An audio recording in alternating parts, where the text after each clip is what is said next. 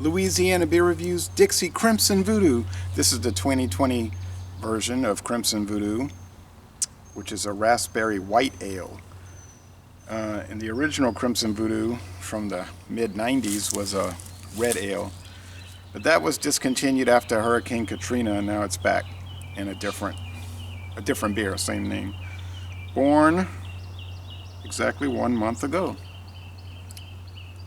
A month and a day ago. So it's got the date, guys, in the can. This is brewed in New Orleans, Louisiana. So the Crimson Voodoo was only ever brewed in New Orleans before Katrina, and now 15 years, well, not quite 15 years after.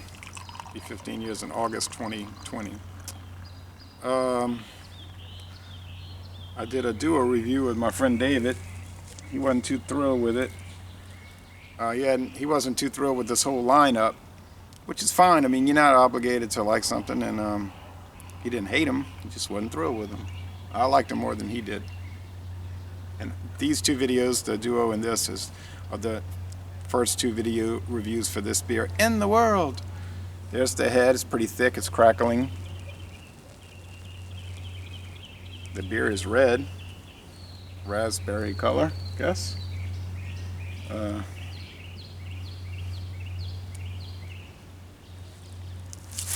Okay. They say it's made with real raspberries. They don't say too much else about it on the website. I guess just wheat beer, wheat, barley, yeast, hops, and raspberries.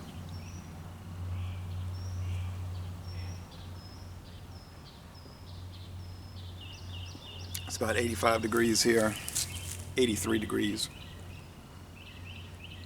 It's got a little mustiness to it. Some of these wheat beers will have that, like a musty funkiness, hard to describe, but it's there in the nose. Nice lacing. Pretty white head though. Is there any pink to it? Nah. I don't think so. It's just white. It's strange that you'd think it would be pink with this pretty intense red color.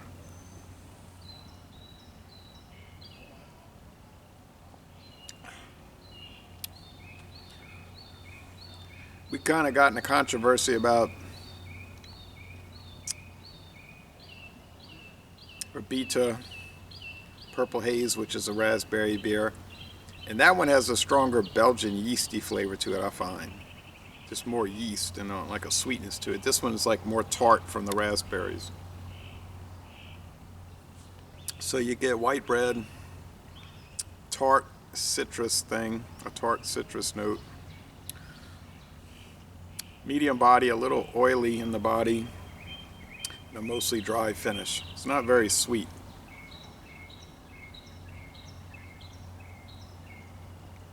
If you like tart beers that don't have much sweetness, this one might really work for you. But the bitterness level is low. A lot of white bread.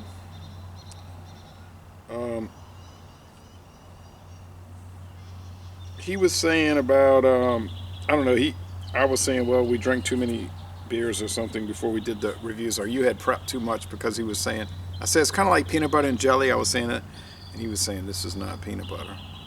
And I said, what a quote to make, this is not peanut butter. I was like, okay, well, anyway,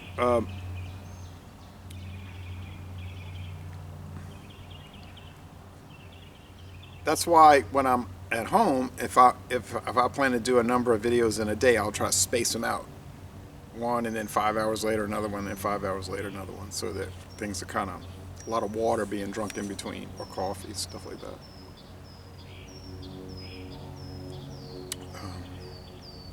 It's fine. I like it. It's nice. I don't remember what I scored it. I have trouble oftentimes remembering my exact score. That's why I'll look up on Beer Advocate and see what I gave it. I mean, I can remember if I liked the beer or didn't like it, generally. I used to not even give numbers when I started doing reviews. I just say A, B, C, D, or F. But I wanted to be a little more specific. That's why I went to the number scale. Weird symbol on here, but it's a raspberry theme in the middle, at least. Nice looking can design. I like the Dixie can design that they adopted about 5 years ago for the Voodoo series. And Black and Voodoo had this, and then maybe it was 3 years ago. I'm not sure. Anyway, score.